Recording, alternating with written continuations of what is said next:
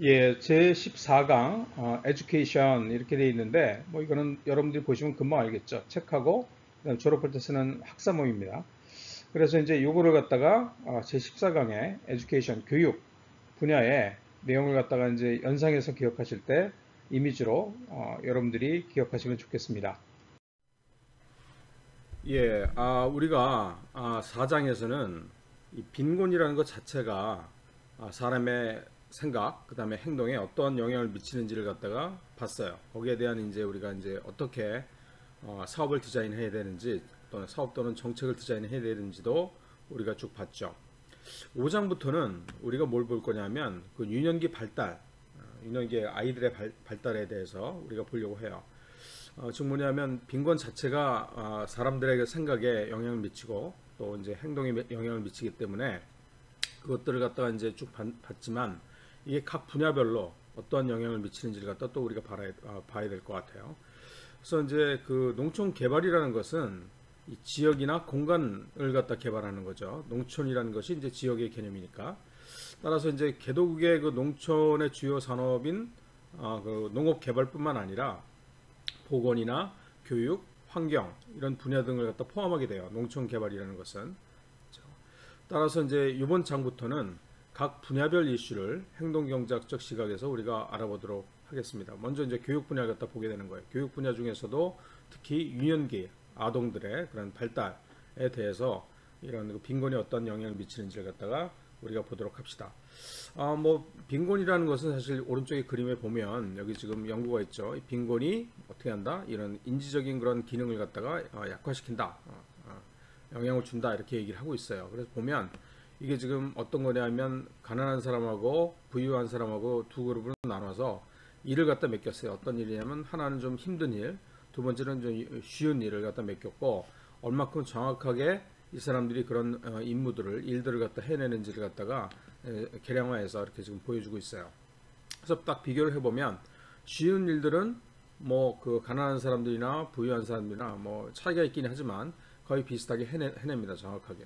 그렇지만 조금만 일이 어려워지면 빈곤한 사람들이 부유한 사람보다 정확도가 왕창 떨어지는 걸 많이 떨어지는 걸 여러분들이 볼 수가 있어요.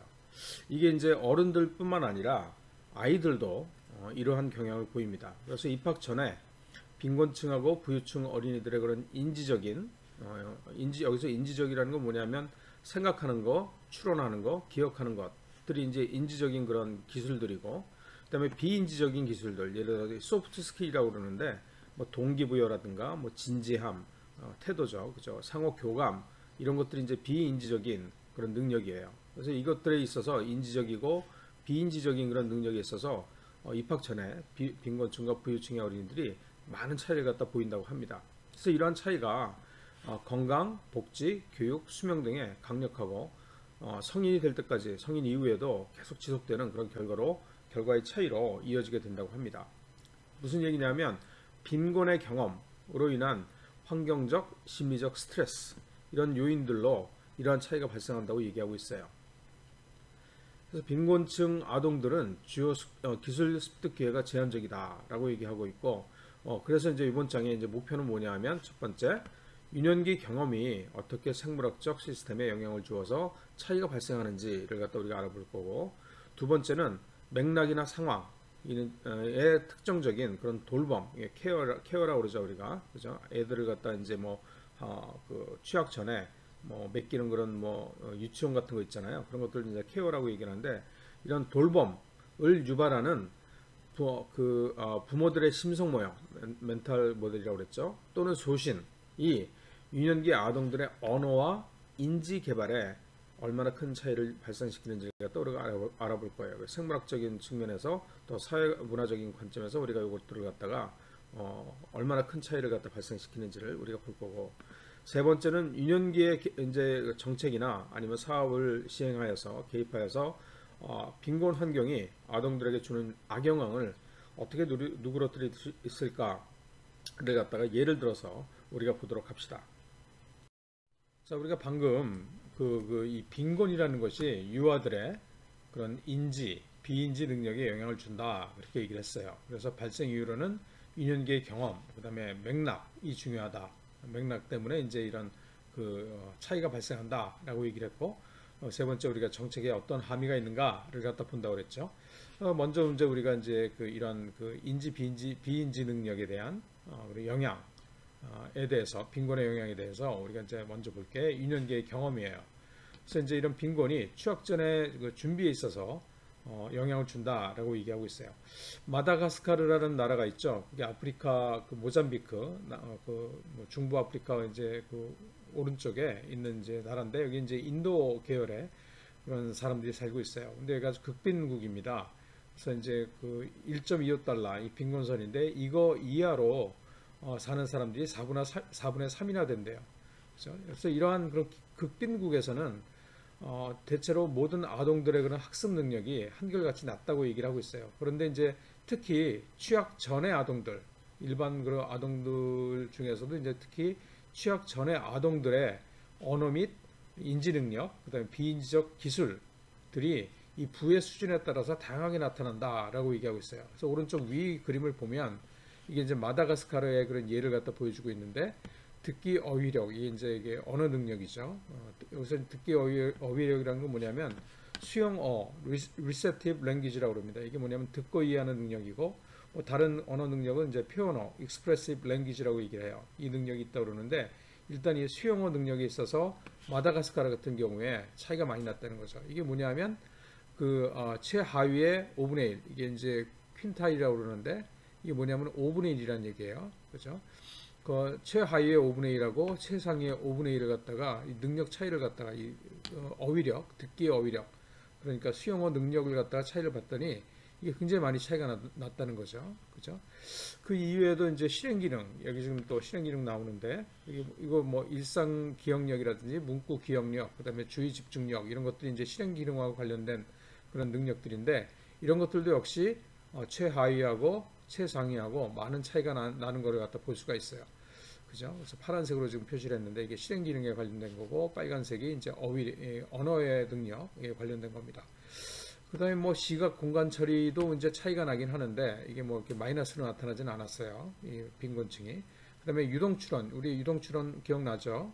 이렇게 뭐 이런 도형을 갖다 주고서 하나를 갖다 완성하는, 제일 마지막 걸 완성하는, 그걸 가지고 이제 우리가 테스트한다고 그랬는데, 유동추론은 논리적 추론 및 새로운 상황에서 문제 해결 능력을 갖다가 나타내는 것이 이제 유동 추론이라고 얘기를 하고 있죠. 그거 같은 경우에도 지금 보면 뭐 여기 지금 시각하고 공간 처리하고 비슷하게 뭐 차이가 이렇게 있긴 있지만 그게 크진 않아요.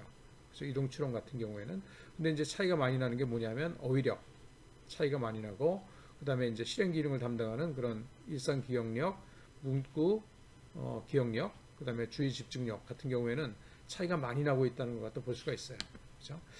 그래서 이게 이제 그러면 뭐 엄마들의 교육 수준을 고려해서 이 조정을 한 거거든요. 그래서 태교 가지고도 이런 취약 전의 그런 아동에 대한 그런 이 능력 차이가 설명이 안 된다는 거예요.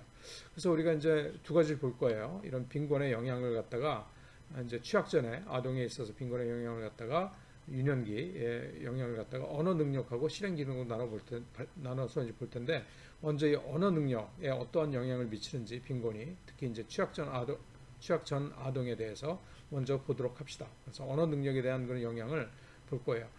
그래서 이제 남미 5개국에서 칠레, 콜롬비아, 에콰도르, 니카라과, 페루에서 이제 연구를 했대요. 이게 밑에 있는 그림인데, 여기에 뭐가 있냐면 이제 여기서는 이제 쿼타일입니다. 그러니까 4분의 1이라는 얘기죠. 퀸타일은 5분의 1, 쿼타일은 이제 4분의 1인데, 역시 이제 최하위 4분의 1하고 최상위 4분의 1하고 뭘 봤냐면, 이게 정교화된 그런 점수로서 그런 언어 능력을 갖다가, 수용어 능력을 갖다 이제 본 거예요. 비교를 해봤더니 이렇게 차이가 많이 난다는 거예요.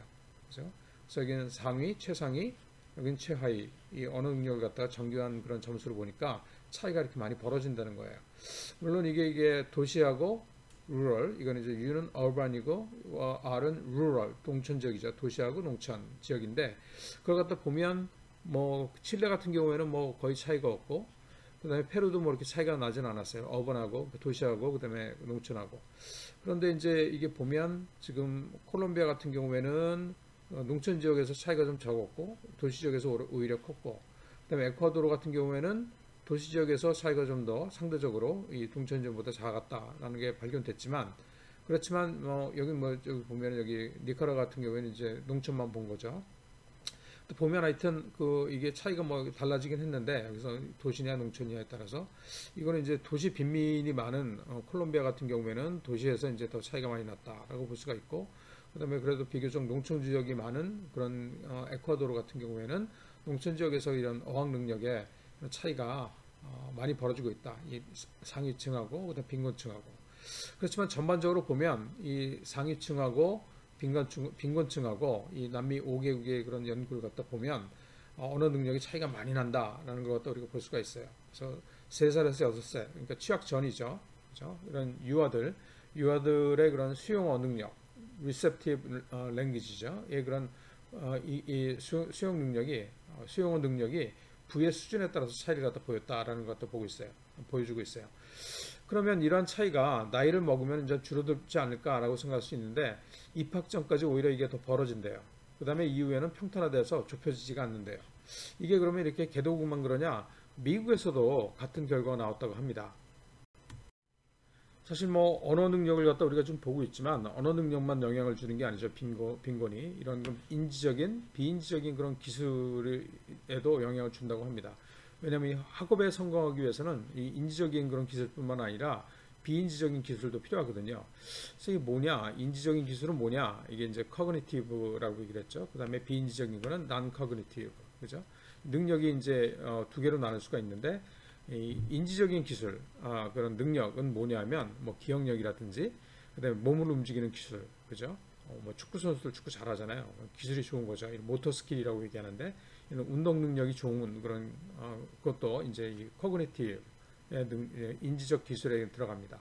그다음에 시각적으로, 그다음에 공간적인 그런 정보를 처리하는 그런 능력 또 이제 코그니티브에 들어가고, 그다음에 실행 기능이라고 얘기했죠. 이건 따로 떼어서 우리가 나중에 이제 더 볼 거예요. 하여튼 이런 것들이 이제 뭐냐면 인지적인 그런 능력들이에요. 기술들이에요. 반면에 이제 비인지적인 기술들은 뭐냐면 뭐 동기를 갖다가 갖는 거, 그런 능력, 그다음에 노력하는 능력, 그죠? 약간 좀 이거는 뭐냐면 좀 심성적인 거죠. 이거는 뭐 합리적인 그런 걸 판단하는 능력이라면 이건 감성적인, 그죠? 그런 능력이죠, 사실은. 그래서 뭐 노력을 갖다 경주하는 그런 능력, 그죠? 그다음에 의사소통 능력, 그죠? 그다음에 사람과의 관계를 갖다가 이제 관리하는 능력, 그다음에 이제 자신 스스로의 그런 효율성, 이런 것들이 관련된 것들이 바로 뭐냐면 비인지적인 그런 능력들이라고 얘기할 수 있어요. 근데 이런 것들이 이제 모두 다 필요하다는 거죠. 학습에 이제 성공적으로 학습을 하기 위해서는 인지적인 능력뿐만 아니라 비인지적인 능력도, 기술도 필요하다라고 얘기하고 있어요. 그래서 아동들의 그런 학업 준비에 있어서 이런 그런 차이가 있는데 부의 그런 차이 때문에 이런 차이가 어디서 오는가? 일본은 이제 유전이라고 얘기를 합니다. 그렇지만 적절한 환경적 지원, 예를 들어서 뭐 언어적인 상호작용이라든지 조기 교육이라든지 인지적 이런 사회적 감성적 그런 자극이라든지 어렸을 때, 그다음에 적절한 영양, 그다음에 보건이 공급이 된다든지 이런 환경적 그런 지원이 이런 잠재력을 갖다 극대화하는데 결정적이다. 그래서 이런 것들을 갖다 못 주면, 그래서 일본은 유전이지만 이런 것들을 환경적 지원을 못하면 이런 그 잠재력이 극대화되지 못한다라고 얘기하고 있어요. 그래서 비인지적인 그런 능력도 중요하다라고 얘기하고 있습니다. 그래서 심리학에서는 개성, 뭐 신경학에서는 뭐 자제력, 뭐 충동 자제력, 그죠? 이런 것들의 그런 중요성도 강조를 갖다 한다고. 그래서 예를 들어서 뭐 주변의 소음을 무시하고 수학 문제에 집중하는 아이가 이러한 능력을 갖다 활용하는 것이다라고 얘기하고 있어요. 그래서 비인지적인 능력, 집중력 같은 것도 중요하다. 우리가 전슬라이드에서도 우리가 그 마다가스카르의 그런 예를 갖다 보면서 이러한 그런 집중력 이런 것들을 갖다 봤죠. 근데 떨어진다 그랬죠. 빈곤할수록. 그래서 이게 무슨 얘기냐면 IQ뿐만 아니라 비인지적 능력이, 지금 뭐냐면 IQ는 이쪽에 얘기하는 거죠. 인지적 능력뿐만 아니라 이런 비인지적인 능력이 미래를 결정하게 된다라고 얘기하고 있고, 서로 이제 영향을 갖다 주고받아서 상호 발달하게 한다. 인지적인 거하고 비인지적인 거하고. 따라서 이제 조기 교육 정책이 중요하다라고 얘기하고 있어요. 그래서 빈곤층 아동들은 이러한 자제력, 기술 발달이 예측할 수 없는 뭐 환경 또는 스트레스 이런 것들로 이제 방해를 갖다 받는다는 거죠. 또한 이후에 언급될 것처럼 빈곤층 아이들은 지속적이고 안정적인 돌봄을 갖다가 케어라고 얘기를 하는데, 이 돌봄을 갖다 받기 어렵고 충동을 자제한다든가 관점을 갖다 이동한다든가, 그죠? 새로운 시각으로 보는 거죠. 그다음에 집중력, 그죠? 등 기술을 갖다 발달시킬 수 있는 기회가 적다는 그런 이유들 때문에 이런 그 학습에 있어서도 성과가 저조하다라고 얘기하고 있습니다. 뭐 생물학적 또는 이제 신경학적인 그런 관점에서 보면 이 유아 또는 유년기의 그 빈곤은 초기의 그런 뇌 발달에도 영향을 준다고 하고 있어요. 그래서 유아 및 유년기의 그런 빈곤은 영양 부족, 뭐 건강관리 부족, 상호작용 부족, 뭐 스트레스를 갖다 유발하게 되고 이것들 때문에 뇌 발달에 이제 유해한 그렇죠. 그래서 오른쪽 예를 갖다 보면 이게 이제 통상적인 그런 뉴런 신경이고 그 다음에 이게 오른쪽 건 뭐냐면 이게 이제 손상을 입은 그런 그 뉴런을 갖다 보여주고 있는 거예요. 스트레스 때문에. 그래서 이제 이게 뭐냐면 이 커넥션이 그 연결점이 더 적잖아요. 왼쪽보다. 손상을 받아서 스트레스 같은 걸로. 그래서 이렇게 뇌 발달에 유해한 그런 결과를 가져오게 된다 그런 얘기예요. 그래서 이런 스트레스들은 스트레스에 반응을 통제하는 그런 신경 내분비계 뉴로 엔도크린이라고 얘기를 하는데 이거의 주요 기관인 저포탈라믹 뇌하수체 부신 뭐 어렵네요. HPA라고 얘기하는데 이거의 지속적인 활성화를 갖다 경험하게 되고 스트레스를 받으면 계속 거기가 뇌하수체 부신이 계속 저포탈라믹 뇌하수체 부신이 계속 이제 자극을 받아서 활성화되고 이것 때문에 당장 급한 일에 에너지를 갖다 집중시키게 되고 코티솔 그죠? 이게 호르몬의 일종인데 수준이 만성적으로 높게 유지가 된다는 거예요. 그것 때문에 이제 이것 때문에 학교에서 이제 부적응이 발생하게 된다라고 얘기하고 있어요. 그죠? 또한 이런 것들 때문에 뇌의 감성, 그다음에 학습 담당 부분의 신경들이 망가지게 된대요. 오른쪽 여기처럼 연결이 이제 좀 더 적어지는 거죠. 그래서 스트레스, 이 빈곤 때문에 생기는 스트레스는 또한 학력 증진 및 성공에 필요한 자제력을 통제하는 전액 골피진, 그죠? 프리프론탈 코텍스라고 얘기하는데 이걸 갖다가 이제 망가뜨린대요. 이것 때문에 또 이제 언어 발달도 저해가 된다라고 얘기하고 있습니다. 이런 것들이 바로 뭐냐면 그런 환경 이외에 그런 뇌에 생물학적으로 어떤 빈곤이 어떠한 영향을 주는지를 갖다가 또 보여주고 있습니다. 이런 빈곤의 그 생물학적인 영향, 신경학적인 영향 이외에 부모가 아동들의 그런 학습 능력 발달에 결정적인 영향을 준다고 합니다. 그래서 이제 부모의 그런 아동 언어 습득의 역할을 갖다 보면 유아는 아주 어린 애들은 언어를 익히기 위해서 많은 단어를 갖다 들어야 한대요. 또한 반복이 중요하대요. 반복적으로 들어야 되는 거예요. 그래서 유아가 관심 있는 주제로 주의를 끌어서 언어 습득을 갖다 용이하게 해야 한다고 하는데 이제 이러기 위해서는 이제 의미 있는 맥락, 그 내용이 있는 그런 내용 가운데서 이제 단어를 갖다가 들어서 들을 때 가장 잘 언어를 갖다 습득한다고 합니다. 그래서 지식은 단어 연결을 통해 의미를 갖다 도출하고 또 독립적으로 단어를 갖다 배우지 않기 때문에 이런 맥락이 중요하다라고 얘기하고 있어요. 그래서 이제 긍정적인 상호작용이 필요하다. 서로 주고받는, 그죠? 그래서 질문을 하고 유아와 대화를 갖다 이끌어야 하는데 이제 명령 같은 걸 갖다 하게 되면 사실 호기심 발생을 갖다 저해한다고 해요. 그래서 이제 사실 이런 그 아이를 돌보는 사람들, 돌봄 제공자들의 이러한 지원 행동, 그죠? 이게 차이가 많이 나는데 실험을 했대요. 미국에서 어떤 실험을 했냐면 가장 사회 경제성, 그죠? 지표가 낮은 집단은 1시간 한 600단어 정도를 갖다 애들이 듣는데요. 그죠? 가장 높은 집단은 한 2000단어를 갖다가 이상을 갖다 듣는데요. 그죠? 그래서 유치원 입학까지 SES 아까 이거 얘기한 사회경제성 지표 높은 집단은 3천만 단어를 갖다 더 듣는데요. 그래서 차이가 많으냐는 거죠.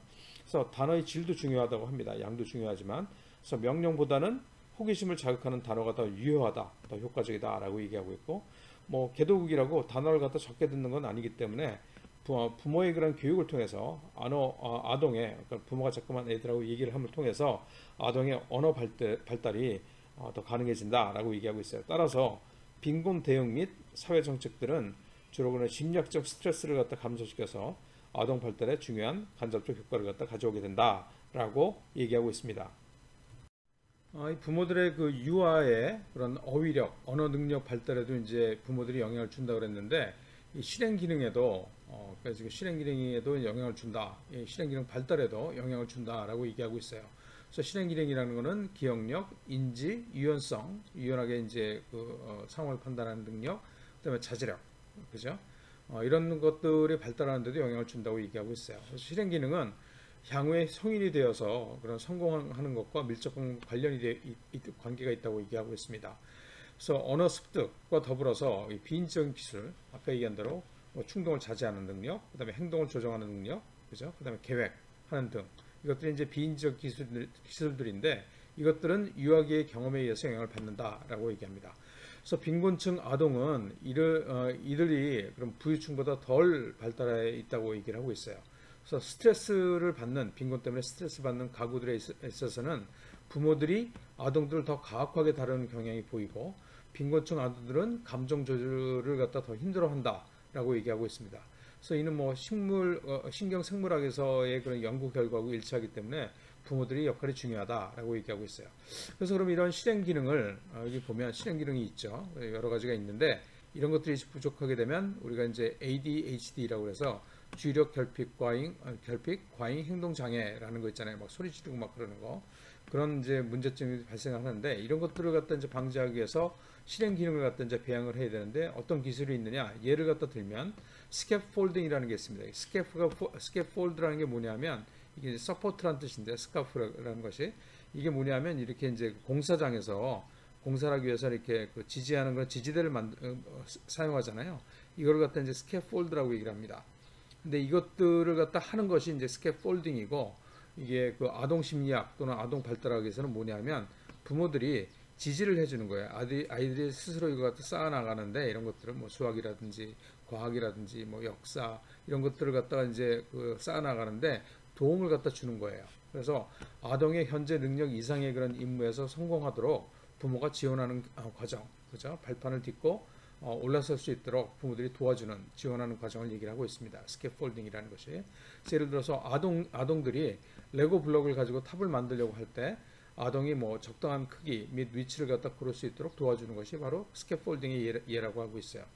도와주긴 하지만 아동들이 목표를 성취했다는 성취감을 느끼게 할 수 있도록 하고 아동들이 이제 혼란스러워할 때 가이드를 주는 거예요. 가이드. 직접 다 해버리는 게 아니라 가이드를 주어서 점점 더 어려운 과제에 독립적으로 도전하게 하여야 하기 때문에 이게 스캐폴딩이라는 것이 뭐 간단한 작업은 아니라고 합니다. 너무 이제 뭐 이래라 저래라 얘기하면 또 이게 이제 그 방해를 갖다 받을 수 있거든요.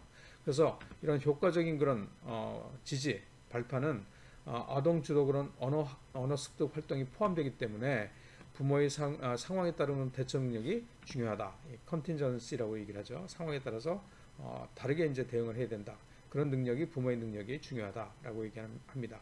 그래서 긍정적인 어휘를 더 많이 쓴 2살 배기 엄마의 그런 아동들이 과업 집중력이 더 좋음이 발견되었고 이 보상, 그러니까 바로바로 보상을 갖다 주는 것이 아니라 이 보상이 좀 지연되어도 그걸 갖다 견디는 참아내는 그런 것들이 발견이 되었다라고 얘기하고 있습니다. 그래서 우리가 빈곤에 그런 그 유아들의 그런 인지 또는 비인지 능력에 영향을 준다고 얘기를 했고 차이가 발생을 하는데 이 발생하는 이유가 첫 번째가 이제 유년기의 경험 때문에 이런 차이가 발생을 한다. 이런 인지 비인지 능력에 차이가 발생한다라고 얘기를 했어요. 두 번째 우리가 볼 건 뭐냐면 맥락이죠. 맥락.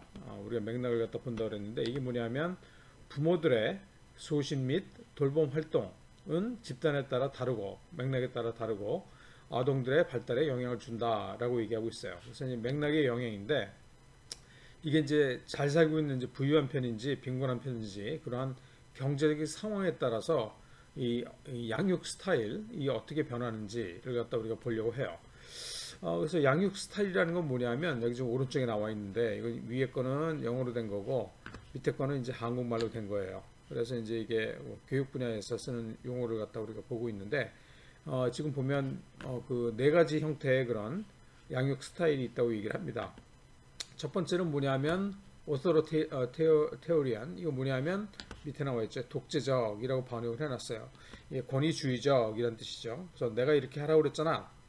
명령조로 얘기한다는 거죠.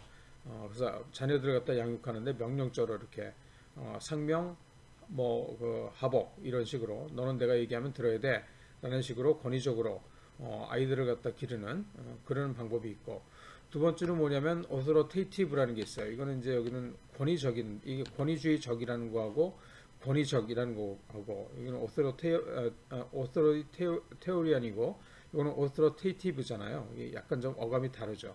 그래서 이건 권위적이라고 이제 번역을 하고 있고, 이거는 이제 민주적이다. 또 이렇게 또 양육 스타일, 민주적인 양육 스타일이다라고 얘기를 하고 있어요.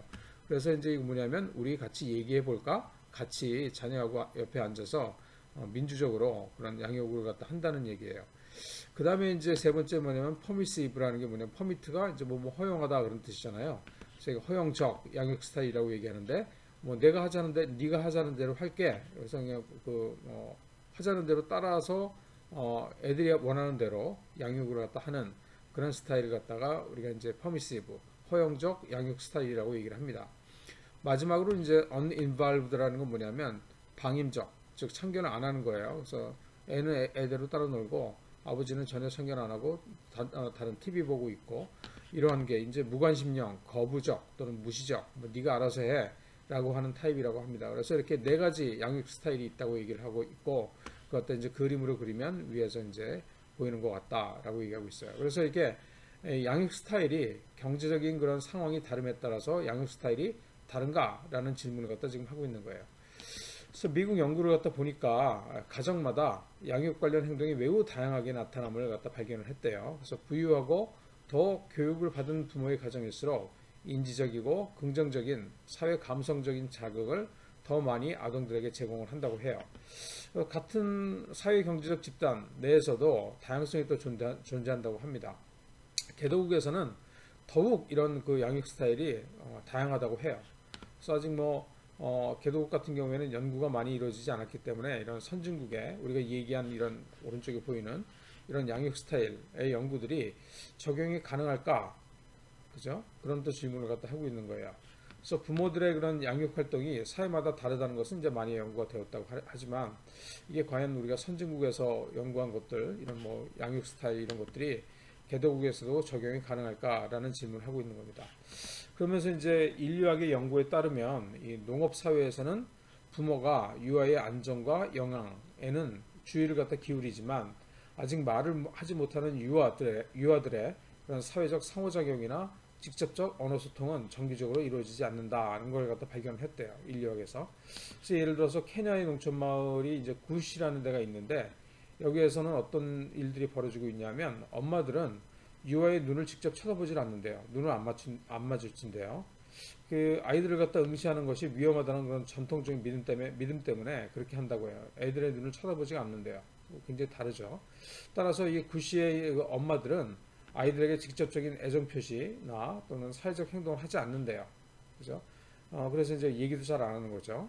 그래서 우는 유아를 보호하고 음식을 제공하는 데는 뭐 지체하지 않지만 당연히 그렇게 아이들을 갖다가 보호하고 음식을 제공하지만 말보다는 신체적인 접촉으로 대응을 한대요. 그래서 이제 우리가 전슬라이드에서 봤던 스캐폴딩이라는 거 있잖아요. 발판 깔아주기. 이런 것들도 관찰이 되지 않는데요. 그죠? 물론 이제 애들이 커지면 대화를 갖다 하지만 주로는 이제 부모는 명령하는 편이다라고 지금 얘기를 하고 있어요. 그래서 이게 농업 사회냐 아니면은 뭐 전통적인 사회냐 아니면은 뭐 이런 도시의 그런 현대적인 사회냐에 따라서 양육 스타일이 다를 수 있다라고 얘기하고 있습니다. 자, 맥락의 영향을 우리가 계속 보도록 합시다. 아까 얘기한 대로 상이한 그런 경제적 상황에 따라서 양육 스타일이 달라질 수 있다라고 지금 달라질 수 있는가를 갖다 지금 대답을 갖다 찾는 거예요. 그래서 이렇게 우리가 방금 전 슬라이드에서 봤듯이 이런 문화의 차이에 따른 그런 그런 차이점은 어떻게 양육 스타일이 달라지는 것은 어떻게 설명할 것인가? 뭐 문화 심리학자들에 따르면은 양육에 대한 소신, 가치, 사회 경제적인 상황이 이 차이점을 갖다 발생시킨다라고 한다고 합니다. 그래서 예를 들어서 생계가 빠듯한 빈곤한 그런 가정에서 아동이 물질적인 기여를 갖다 하는 것이 기대가 된다면 효용주의적 가치, 이게 utilitarian value라고 얘기를 합니다. 그러니까 이건 뭐냐면 효용주의라는 건 뭐냐면 쓸모가 있는 만큼 보상이 주어진다는 그런 주의예요. 그렇죠? 그래서 이런 효용주의적인 가치가 아동들에게도 이제 적용이 된다는 거죠. 따라서 이런 경우에 부모의 심성 모형은 뭐 물론 이제 말로서 명백하게 표현되지는 않지만 목표 지향적이 된다. 그렇게 얘기하고 있어요. 그렇죠? 그다음에 미래가 그런 전통적 기술을 익히는 데 의존하는 그런 안정된 농업 사회에서는 거기에서 이제 아동은 많은 인지적, 언어적 그런 유년기에 있어서 많은 인지적, 언어적 그런 자극 없이 성인 기술자를 말없이 관찰하는 것을 통해서 익히는 그런 능력을 개발하도록 사회화가 된다라고 얘기하고 있어요. 하지만 이러한 그 비언어적인 학습은 고도의 인지적, 언어적 능력 배양에 바람직하지가 않고 오히려 이런 사회 변화, 예를 들어서 교육받지 못한 부모가 아이들을 갖다 공식적 교육 시스템을 받도록 도와주는 것을 갖다가 저해한다고 합니다. 그래서 이를 보완하는 학교 시스템을 도입해서 고차원적 인지 능력을 배양하여 창의적 문제 해결 능력을 갖다 배양해야 된다라고 얘기하고 있습니다. 굉장히 어렵죠. 그래서 우리가 지금 보는 것처럼 이 그 맥락에 따라서 이 돌봄 활동이 달라지고, 그죠? 그다음에 이거에 따라서 이제 아동들의 발달 결과에 영향을 준다라고 지금 얘기하고 있어요. 그래서 우리가 이제 저번에 원래 우리가 하고 싶던 질문은 이 소득, 경제적 상황하고 양육 스타일이 관계가 있는가라는 질문을 갖다 이제 우리가 답을 갖다 찾고 있는 건데, 우리가 지금 방금 전에 봤던 거는 뭐냐면 문화에 따라서 양육 스타일이 달라질 수가 있다라는 걸 갖다 봤죠. 그래서 이제 이런 연구가 실제로 있었습니다. 그래서 양육 스타일이 이게 고소득이냐, 중소득이냐, 저소득이냐, 이게 스타일이 나라마다 이 경제적인 소득 수준하고 관계가 있는가를 갖다가 이제 연구를 한 것이 바로 오른쪽에 나와 있는 그 연구 결과입니다. 그래서 이게 여기서 본 거는 그 소득만 본 게 아니라 인간 개발 지수라는 게 있거든요. 이게 휴먼 디벨롭먼트 인덱스라는 겁니다. 그래서 이게 이제 뭐 그 소득 지표도 들어가 있고, 그다음에 교육, 보건 지표도 다 합쳐서 얼마나 이제 인간이 개발되고 있느냐를 갖다 나타내는 지수예요. 그래서 이게 지금 여기 보면 HDI가 낮은 그룹들, 그다음에 높은 그룹들, 그다음에 중간 그룹들에 있어서 이런 인지적인 돌봄 활동하고 그다음에 사회 감성적인 돌봄 활동을 갖다가 두 개를 갖다가 이게 지금 표시를 갖다 한 거예요. 어느 정도 그 이런 활동들이 있는지를 갖다가 그런 평균 그런 활동들을 갖다가 돌봄 활동들을 갖다가 지금 여기 지금 이렇게 그 표시를 한 거예요. 그래서 이제 총 28개국의 그 HDI 하고 그다음에 인지적 배양 활동, Cognitive Caregiving Activities라고 되어 있는데 뭐 아동 주도의 그런 대화 이런 것들을 갖다 얘기하는 거죠. 이런 거 및 인지력 배양 활동 및 사회 감성 배양 활동, 그렇죠? Socio Emotional Caregiving Activities 간의 관계를 갖다 연구를 한 거래요. 그래서 보니까 인지력을 갖다가 배양하는 것은 뭘 의미하냐면 언어 및 인지 발달에 이제 도움을 주는 거고, 사회 감성을 갖다 배양한다는 얘기는 뭐냐면 사람 간의 능력 및 비인지적 기술을 갖다 발달시키는 그런 역할을 한다고 합니다. 그래서 결과를 보면 오른쪽 그림을 갖다 보면 애들이 이제 어렸을 때 그다음에 커졌을 때 이제 활동들이 이제 낮은 거 그다음에 높은 건데, 이게 보면 전체적으로 보면 이게 이제 인지적 돌봄 활동이 이제 하늘색이고 그다음에 사회 감성적 돌봄 활동이 이제 좀 진한 파란색이거든요. 그래서 보면 우리가 그 인지적인 돌봄 활동보다 진한 거보다 좀 흐릿한 것 이게 좀 더 높잖아요, 그죠? 그러니까 이게 뭐냐면 낮거나 HDI가 낮거나 중간이거나 높거나 관계없이 대부분의 모든 나라에 있어서 사회 감성적 돌봄 활동이 인지 돌봄 활동보다 더 많다는 거예요, 그죠? 그런데 이제 그 그룹별로 또 보면 그 HDI가 높아지면 높아질수록, 즉 선진국으로 가면 갈수록 인지 그 배양 능력은 이제 진한 색깔들이죠. 얘네들은 점차 증가하는 추세를 갖다 여러분들이 이렇게 그림을 보면 알 수가 있을 거예요, 그죠?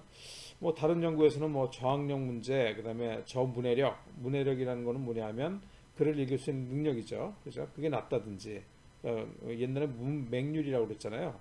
이게 부정적인 의미가 있기 때문에 요새는 글을 읽을 수 있는 능력을 갖다가 문해력, literacy rate라고 얘기를 합니다. 그래서 그게 낮은 경우, 그죠? 그다음에 저소득 가정일수록 그런 가정 아동 폭력이 많다고 하는 그런 연구 결과도 있다고 해요. 그러니까 더 뭐라 그럴까 권위적이다. 그래서 나는 명령을 하고 애들은 따라야 돼라고 생각하는 사람들이 많다는 거예요. 이상에서 본 것처럼 이 아동들의 인지 또는 비인지 기술의 발달은 첫 번째 이제 아동들의 그런 유아기 때의 경험에 따라서 좌우가 되고, 그 다음에 또 하나는 뭐냐면 그 처한 환경, 즉 맥락에 따른 그런 부모들의 그런 양육 스타일에 의해서 아동들의 인지 또는 비인지적 그런 기술의 발달이 좌우가 된다라고 얘기를 했어요.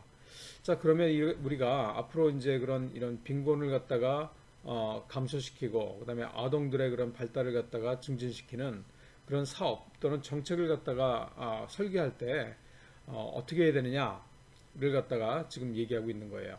또 세 번째로 이제 우리가 볼 텐데 특히 이제 우리가 주목할 것은 부모의 그런 양육 능력, 배양에 초점을 둬서 우리가 이제 정책 개입을 갖다가 하는 것으로 그렇게 한번 설계를 해보겠다, 설계하는 것을 갖다 보겠다라는 얘기입니다. 총 우리가 8가지 예를 갖다 볼 텐데 첫 번째는 뭐냐면 우리 직접적인 그런 빈곤 대응 사업을 갖다 보완해야 된다 그런 얘기예요.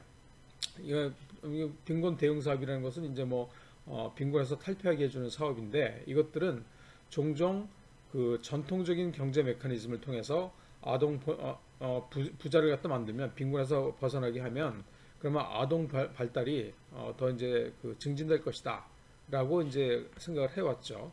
지금 무슨 얘기냐면 소득이 증대되면 그것 따라서 이제 물품과 서비스가 이제 더 많이 구매할 수 있고 사용할 수 있게 되면서 아동들도 이제 자연스럽게 발달할 것이다라고 이제 생각을 했던 거예요. 그런데 이게 꼭 그렇지만 않을 수 있다는 거죠. 그래서 이제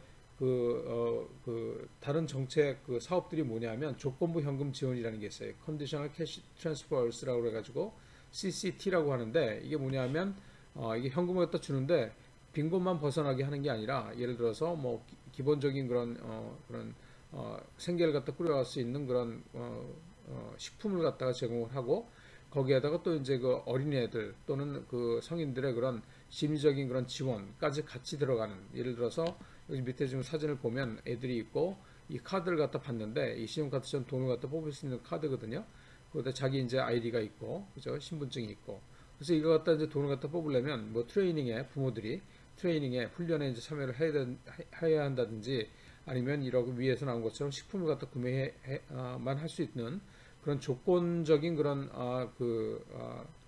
그런 지원 프로그램입니다. 그래서 빈곤을 갖다 단순히 탈피시키기 위해서 현금을 지원하는 게 아니라 이러한 뭐 식품이라든가 영양을 갖다 제공하는 기본적인 영양을 제공하는 그런 식품을 갖다 구매해야 되고 그다음에 훈련을 갖다가 받아야 되고 이런 조건이 붙는 그런 조건 하에서 이제 현금을 갖다 지급하는 그런 사업이라고 해요. 그러니까 단순히 현금을 갖다 지원하거나 빈곤에서 벗어나기만 하는 그런 거에만 초점이 맞춰져 있는 것이 아니라 이런 그 아동 발달에도 그런 그 영향을 줄 수 있도록 사업을 갖다 디자인한 그런 사업이라고 얘기할 수 있어요. 그래서 조건부 현금 지원, 즉 CCT에 참여해서 그런 아동들의 인지 기술 발달에 기여했다라고 얘기를 하고 있어요. 그래서 세 가지 예를 갖다가 들고 있는데 하나는 이제 멕시코에서 이 CCT 사업을 했대요. 그래서 이제 수혜가구 아동들의 그런 운동 기능 및 그 다음에 인지 발달 향상 효과를 갖다 가져왔다고 해요.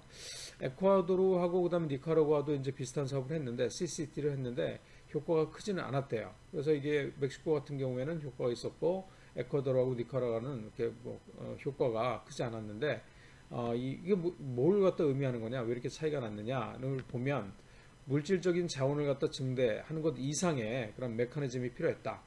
그런 얘기예요. 그래서 단순한 그런 빈곤 경감만으로는 양육 행동을 갖다 개선하지 못했대요. 예를 들어서 영양 공급 등 아동 발달을 직접 지원하는 사업이 CCT에 포함되어야 하였다라고 얘기하고 있어요. 그래서 지금 나와 있는 것처럼 단순히 뭐 이렇게 돈을 갖다 주는 게 아니라 그 영양을 갖다가 아동들한테 영양을 공급할 수 있는 그런 기본적인 식량을 갖다 그것만 구매하게 하고 그다음에 이런 훈련에 참가해서 그런 심리적인 그런 지원을 갖다 해주는 프로그램이 같이 들어가야 된다 이거죠. 이런 조건 이런 그런 그 지원을 갖다가 받는 것을 조건으로 돈을 준다.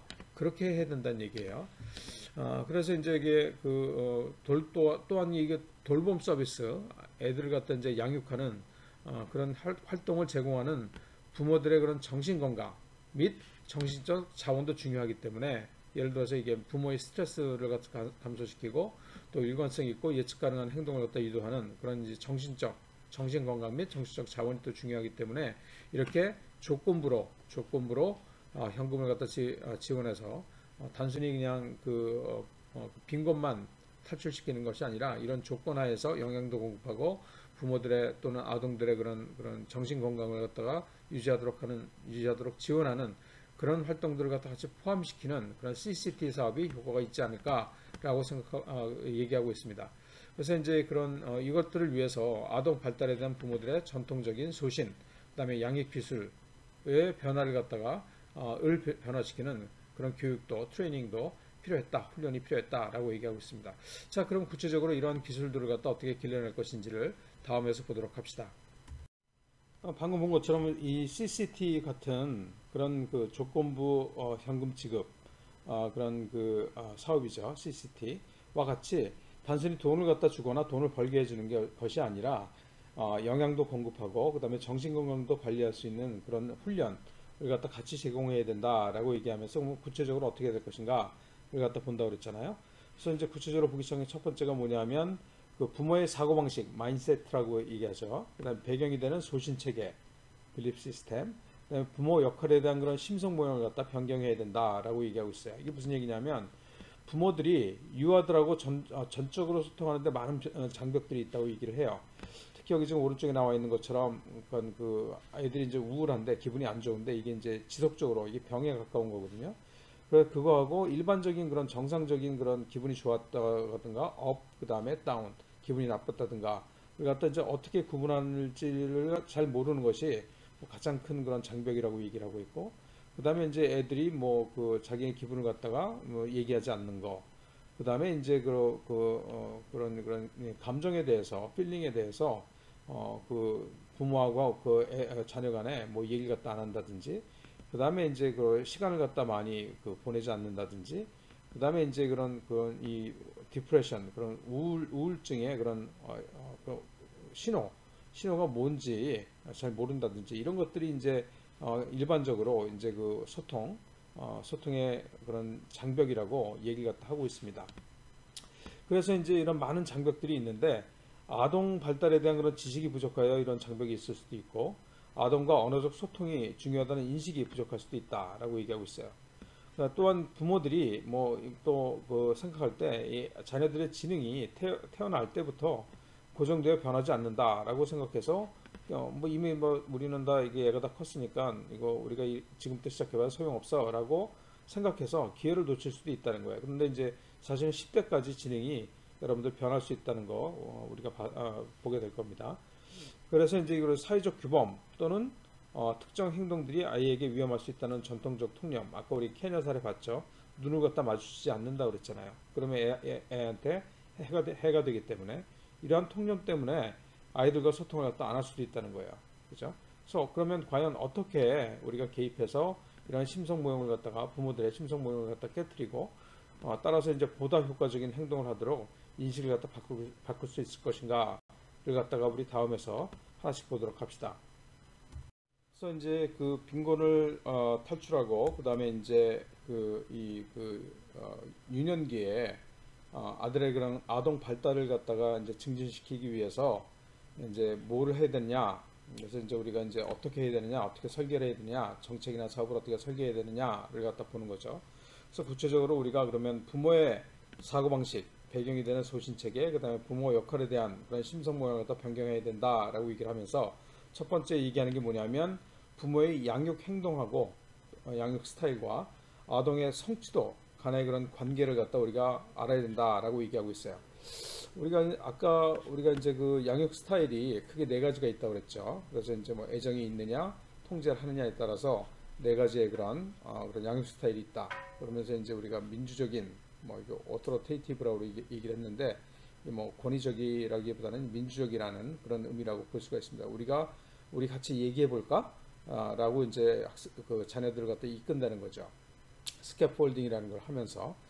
그래서 이걸 보면 여기 보면은 지금 네 가지 그런 양육 스타일이 있고, 그 다음에 이쪽으로는 뭐가 있냐면 효과나 성취, 그러니까 뭐 자아상이라든지 자긍심 같은 거죠.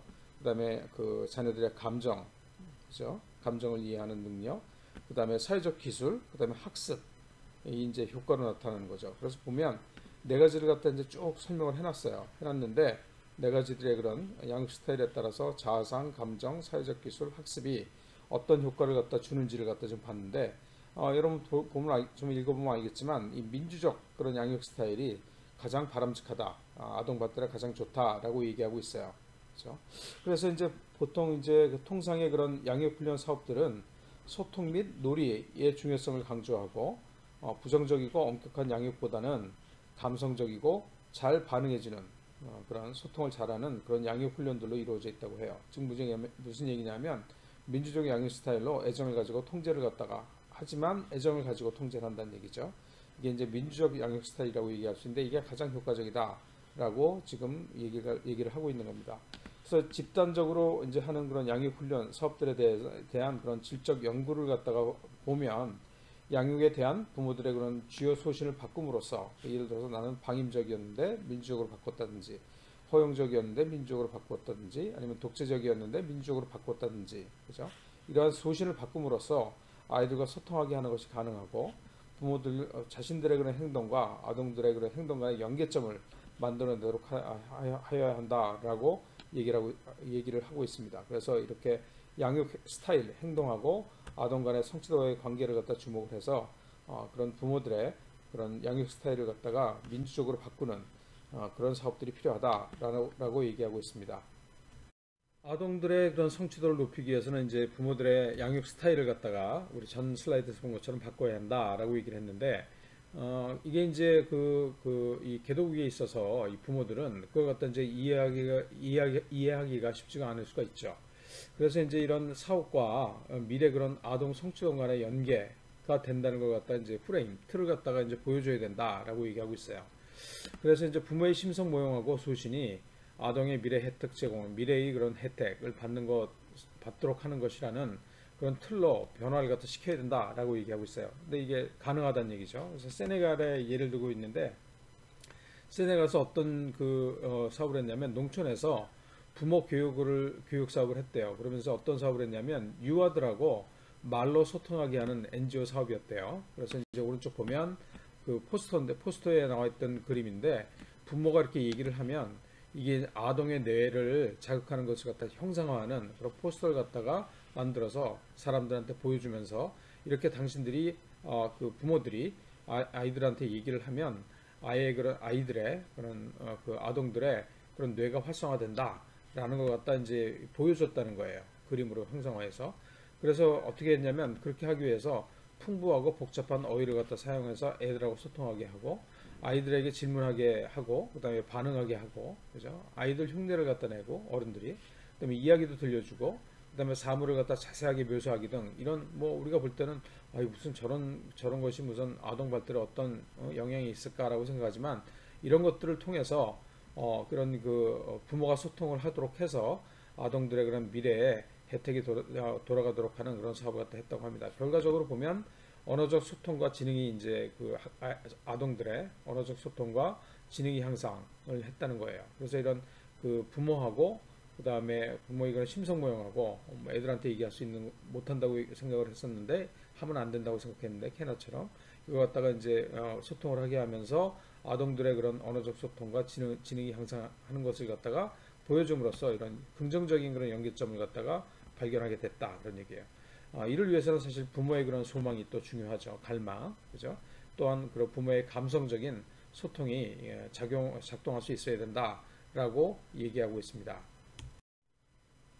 이렇게 부모들을 갖다 직접 지원하는 것도 중요하지만 이 공동체에 있어서 사회적 규범의 변화를 갖다 유도하는 것도 중요하다라고 얘기하고 있어요. 그래서 부모를 갖다 지원하는 것도 중요하죠, 물론. 그래서 우리 방금 전에 슬라이드에서 봤던 세네갈 사업의 예에서 이제 사회적 규범의 변화를 갖다 가져오기 위해서 공동체 모임에서 빈곤층 부모들이 조력자들과 함께 토론하도록 했대요. 이거 어떤 뭐 집단적 양육 훈련 프로그램이라고 얘기를 했는데 이렇게 부모들 간에 이제 같이 모여서 얘기를 갖다 하게 하니까 부모들 간의 그런 사회적 네트워크가 조성되어서 사업 후에도 유지가 되었다고 해요. 즉 뭐냐면 이 사회적 규범을 갖다가 이제 바꿔서 그런 개인적인 그런 행동의 변화를 갖다 가져오게 되고 그래서 이제 이런 좀 더 많은 사람들이 네트워크에 있는 좀 더 많은 사람들이 이러한 서비스를 갖다가 이제 더 원하게 되고 그걸로 인해서 다시 이런 사회적인 그런 규범을 갖다 변화시키는 그런 선순환 구조를 갖다 만들어내야 된다라고 얘기하고 있습니다. 그래서 사회적 규범의 변화가 앞서 얘기한 그런 그런 부모 자체의 그런 양육 스타일이라든가 이런 것들의 변화시키는 것에 더해서 중요하다라고 얘기하고 있습니다. 뭐 장기적이고 또 장기적이고 반복적이고 집중적으로 이제 이런 사업을 갖다가 실시를 해서 심성 모형을 갖다 바꾸는 방법도 있지만 단기적인 그런 사업을 통해서도 이런 사고 방식, 심성 모형을 갖다 변화시킬 수 있다고 얘기하고 있습니다. 그래서 이제 보면 이게 단기적인 걸 개입이지만 이제 그 참가자들의 그런 스스로 그런 동기를 갖다 부여하게 해서 지속적이고 그 장기적인 변화를 가져오는 그런 심리적 과정을 갖다 활용하는 것인데 그 미국의 그런 실험 사례가 있습니다. 뭐냐면 보통 사람들이 이제 그 특정 능력들은 인간이 태어날 때부터 유전되어서 고정되어 있다는 그런 그런 생각들을 갖다 하고 있는데 IQ 같은 거. 근데 이게 사실은 바뀔 수 있다라는 그런 사고 방식을 갖다 권장하는 메시지를 갖다가 이제 보냄으로써 참가자들한테 알려줌으로써 훈련을 갖다 시킨 거예요. 즉 뭐냐면 소신을 바꾸어서 노력할 동기를 갖다 부여하는 그런 예예요. 그래서 예를 들어서 지금 지능은 향상될 수 있다라는 메시지를 갖다 주는 거예요. 사람들이 보통 지능은 유전적이고 그리고 일정 나이가 지나면은 더 이상 향상되지 않는다라고 생각을 하는데 제 오른쪽에 이 그 연구 결과를 갖다 보면 이 IQ라는 것이 이 그 10대에서도 계속적으로 바뀔 수 있다는 거예요. 그죠? 뭐 증진될 수도 있고 떨어질 수도 있고. 그래서 멀러러블이라는 게 뭐냐면 변할 수 있는 말랑말랑한 뭐 그런 뜻입니다. 유연한 그런 뜻이에요. 그래서 이제 이런 것들을 갖다 이제 알려주는 거 이런 사실을. 그래서 그 IQ라는 것이 유전도 아니고 또 나이가 10대가 지나서도 그 IQ가 변할 수 있다라는 그런 사실을 갖다가 참가자한테 알려주면 그게 이제 동기부여가 돼서 스스로 나는 뭐 머리가 지금 나쁜 게 아니야. 내가 노력하면 더 머리가 좋아질 수 있어.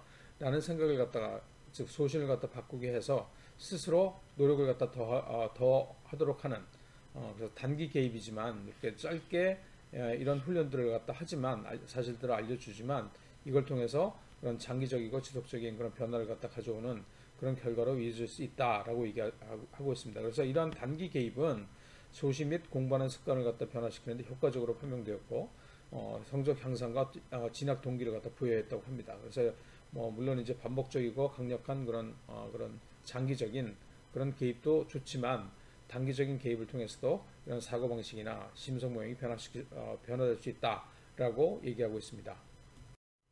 부모 능력 배양에 그 초점을 둔 그런 정책 개입 또는 사업의 설계의 세 번째는 뭐냐면 부모들에게 새로 기술을 배워서 연습하고 정신 건강을 향상시키는 기회를 갖다 제공하여야 한다라고 얘기하고 있습니다. 그래서 이제 뭐 긍정적인 양육 방식의 혜택에 대한 정보 제공은 필요하지만 지금 오른쪽에 나와 있는 것처럼 그런 긍정적인 그런 부모가 되기 위해서 뭘 해야 되느냐 여기 보면 뭐 지원해야 된다. 그 자녀들을 갖다가 하는 일들을 갖다가 그런 지원해야 된다. 그다음에 같이 참여하는 게 좋다. 그다음에 건강한 생활 패턴을 가져라. 보상을 갖다 줘라. 그다음에 격려를 해줘라. 성취하면 칭찬을 해줘라.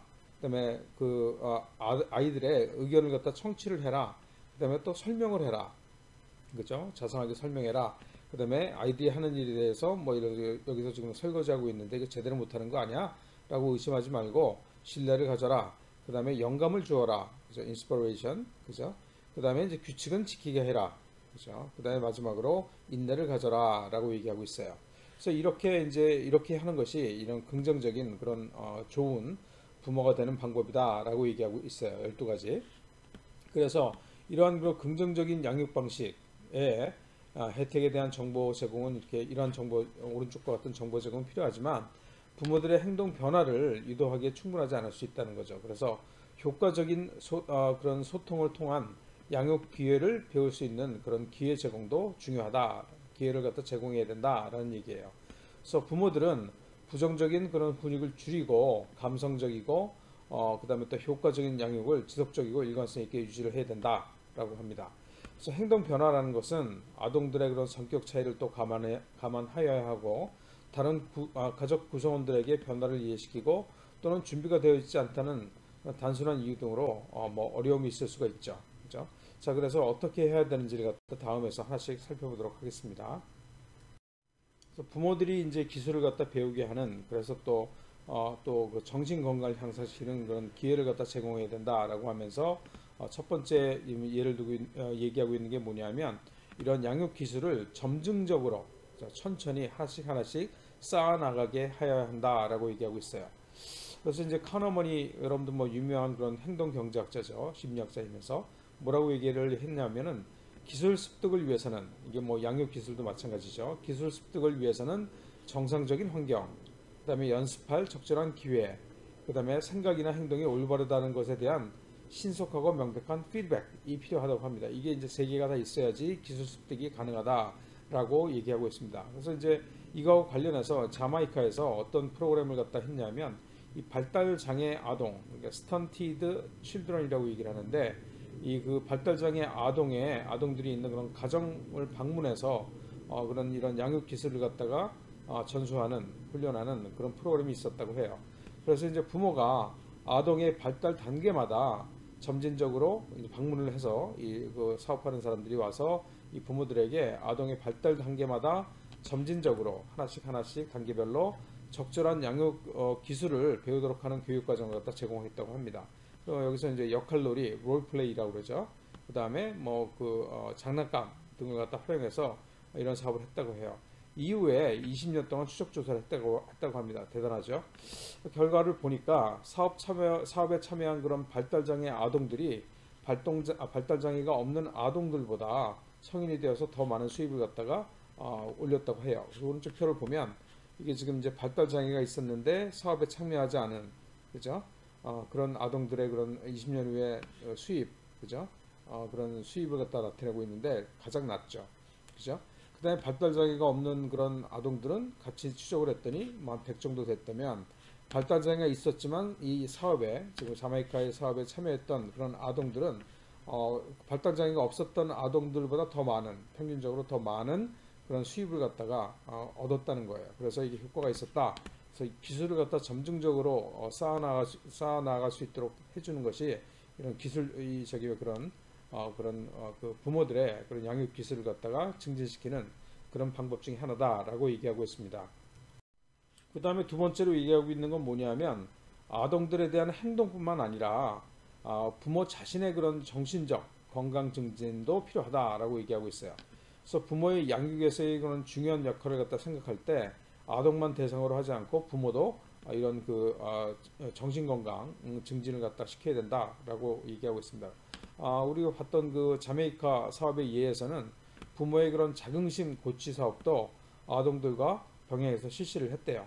그래서 빈곤 가정의 부모들이 정신적 에너지 및 인지 능력이 부족할 수 있는 것에 주목해서 부모의 집중력, 기억, 주목, 시간 관리, 그렇죠? 그다음에 시간 관리 능력 향상도 아동의 그런 발달에 중요한 역할을 하기 때문에 부모의 그런 자긍심 고취, 정신건강 관리도 필요하다, 병행해야 된다라고 얘기하고 있습니다. 그래서 이제 여기 뭐 오른쪽에 있는 건 뭐냐면 이런 부모가 이제 아이들을 갖다 양육할 때 자녀의 그런 자긍심 향상을 위해서 하지 말아야 될 것들, 그죠? 를 갖다 나타내고 있죠. 첫 번째는 다른 아이들과 비교하지 말기, 두 번째는 자녀의 실수에 대해서 지속적으로 한 번 얘기하는 건 좋지만 계속 반복해서 언급하지 않기. 그 다음에 아이들의 인생을 완전히 통제하려고 하지 말기. 그죠? 네 번째는 학교 성적으로 자녀들의 직접 능력을 판단하지 않기 등이 그런 자녀들의 자긍심 향상을 위해서 하지 말아야 될 것이라고 얘기하고 있습니다. 그래서 이런 것들, 그죠? 이런 것들을 갖다가 이제 통해서 우리가 이제 아동들의 그런 발달을 갖다가 개발을 갖다가 증진할 수 있다라고 얘기하고 있습니다. 이렇게 이제 유년기, 유아기 때 그런 아동들의 그런 발달을 갖다가 위해서 이제 행동경제적인 측면에서 우리가 쭉 봤죠. 그래서 이제 마지막으로 이제 세 번째 그런 정책 설계를 하는 데 있어서 사업 설계를 하는 데 있어서 이런 부모 능력 배양에 초점을 둔 그런 사업들을 어떻게 설계할 것인가를 갖다가 쭉 봤고 마지막으로 보게 될 게 뭐냐면 보완적으로 그런 부모들의 양육 능력 향상 지원을 위한 교실에서 하는 교실 기반 사업을 갖다 활용해야 된다라고 얘기하고 있어요. 그래서 뭐 아동들의 그런 자제력 문제를 갖다 고려하지 않고는 그런 돌봄의 질을 갖다 향상시키기 위한 사업은 충분하지 않다, 작동하지 않을 수 있다라고 얘기하고 있어요. 이게 무슨 얘기냐면 아동들의 사회적 기술 및 감정을 이해하는 그런 것이 추가적으로 부모들이 이제 아동들의 사회적 기술 및 감정을 이해하게 하는 것이 추가적으로 필요하다. 교실에서 그런 훈련을 갖다 해야 된다는 얘기죠. 그런데 문제는 뭐냐면 이러한 향상, 이런 지금 얘기한 이런 그런 사회 기술 및 사회적 기술 및 그런 감정을 이해하는 것이 더 잘 이해하는 것이 필요하다고 했는데, 이렇게 덜 잘 이해하는 것, 이러한 향상은 발달 장애가 심하고 위험도가 높은 아동들의 경우에 행동 장애를 감소시키고 또 실행 기능을 갖다가 이제 향상시키는 것으로 보입니다. 따라서 그럴 때만 이게 가능한 것으로 보여요. 따라서 상황에 따라서 적절히 이거 갖다가 이제 변경해서 그 훈련을 갖다가 부모들을 시켜야 된다라고 얘기하고 있어요. 그 다음에 또 이제 중요한 게 뭐냐면 학교 선생님들의 그런 능력. 여기서 능력이라는 것은 뭐 지식을 많이 알고 있다라는 것보다는 따뜻함, 긍정적인 태도 등이에요. 이게 이제 학교 선생님들의 능력인데, 이게 왜 중요하냐면 오른쪽 그림을 보면 그런 학생들의 성취에 영향을 주는 요소들을 갖다 봤더니 이 50%는 학생의 능력이고, 그죠? 30%의 노란 부분이 뭐냐면 바로 선생님들의 그런 영향입니다. 이게 엄청나죠. 학생들이 능력이 50%라면 선생님들의 그런 자질, 그죠? 그 질이 30%나 영향을 준다는 거예요. 학생들의 성취에.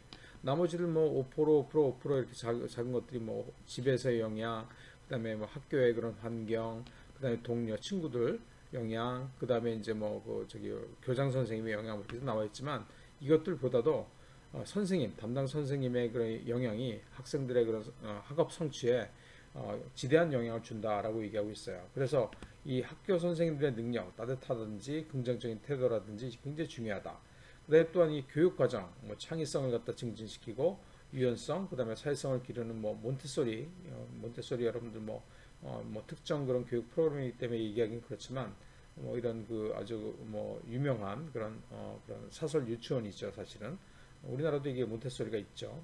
이런 교육 과정도 중요하다 이렇게 얘기하고 있어요. 특히 이제 그 인지 능력 외에 사회 감정적 능력을 향상시키기 위한 교육 과정도 중요하다라고 얘기하고 있어요. 그래서 에콰도르 경험을 갖다 보니까 선생님의 능력에 따라서 수학 및 그런 언어 성적이 차이가 많이 났다고 하는 그런 예를 갖다 지금 보여주고 있습니다. 자, 그러면 이제 우리가 마지막으로 5장을 정리해 봅시다. 5장에서는 우리가 이제 유년기, 유아기의 그런 아동들의 발달에 대해서 이제 행동 경제학적인 측면에서 이런 심리적이고 그다음에 사회적인 그런 관점에서 우리가 이제 이런 그 유년기, 아동기의 그런 발달을 갖다가 우리가 쫙 봤어요. 뭐 물론 전공인 사람들은 쉽겠지만 이 비전공자들은 굉장히 어려울 수 있는 그런 얘기죠. 그래서 뭐 때로는 좀 장황하고 뭐 이렇게 뭐 경제학, 나는 사실 경제학을 가르치는 사람이기 때문에 이렇게 뭐 좀 장황하다 싶은 정도의 그런 얘기들, 그 다음에 또 흐름이, 논리의 흐름이 좀 이렇게 깔끔하지 않은 그런 보고서에 그런 면들을 갖다 좀 봤어요. 그렇지만 하여튼 뭐 얘기하고자 하는 것을 갖다가 간단하게 정리하면 다음과 같습니다. 이 유아기, 그래서 early childhood라고 얘기하는데, 유아기에 시작해서 이 경험이라는 것, 유아기 때의 경험이 그런 그런 인지 발달 또는 비인지 발달, 그다음에 여기서 얘기하는 뭐 사회 감성적 기술을 결정하게 되고, 뭐 생물학적인 문화적인 메커니즘에 지대한 영향을 준다, 뭐 이렇게 얘기를 했어요. 그다음에 또 우리가 봤던 건 뭐냐면 그 맥락, 그죠? 맥락이 또 중요하다라고 얘기했죠. 그러면서 이제 이번 장에서 우리가 이들을 갖다 이제 그 위에서 부모의 역할이 어떠해야 되는지에 대해서 이제 우리가 논했죠. 그죠? 그래서 이제 일반적으로 그런 전통적인 그런 정책 개입, 사업들이라고 얘기할 수 있는데, 이 사업들은 아동들이 있는 가정의 그런 자원의 희소성을 갖다 경감시키고 그거에 따라서 아동 발달에 대한 그런 정보를 제공하는 것이었죠. 근데 이제는 이를 넘어서 최적의 그런 부모와 아동 간의 상호작용을 위한 도구를 갖다 제공해야 된다라고 뭐 거창하게 얘기하고 있습니다. 이러한 프로그램들, 사업들은 지역 공동체 구성원들이 부모들에게 심리적 지원을 하고, 그 다음에 또 부모와 아동들이 상호작용하는 그런 습관으로의 그런 변화를 목표로 해야 된다라고 하면서 결론을 맺고 있습니다. 여러분들 뭐 그 어려운 주제 끝까지 들어줘서 수고 많았고, 우리가 다음 그 주에 또 재미있는 그런 주제를 가지고 한번 행동경제학적인 측면에서 한번 이런 국제개발 협력, 그 중에서도 농촌개발 사업을 갖다 한번 우리가 들여다보도록 합시다. 수고했습니다.